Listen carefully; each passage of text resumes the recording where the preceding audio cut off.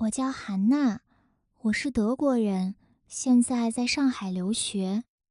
我住在一个很老的弄堂小区里，小区没有电梯，邻居大多是老年人。隔壁有个阿婆，每天早上都会站在楼道里，她看到我就会对我笑一笑，我也会跟她点点头。弄堂口有一家小早餐店，店里只有3张桌子，一个老板娘。老板娘个子不高，手脚很快，一碗豆浆很快就倒好了。我第一次去的时候，她问我甜的还是咸的，我不知道怎么说，就说随便。她笑了一下，给我端了一碗咸的。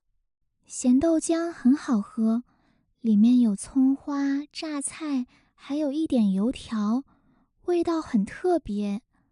后来我几乎每天都去喝，老板娘也不再问我要不要换口味，好像已经记住我了。有一天我感冒了，一直流鼻涕，感觉很难受。我去吃早餐的时候，老板娘看了我一眼，什么也没说，就给我端了一碗热豆浆，豆浆上面放了2片生姜。她说喝了暖暖的。我一下子觉得很温暖，我不知道要不要付钱。他摆摆手说不用了。那碗豆浆8块钱，但是我一直记在心里。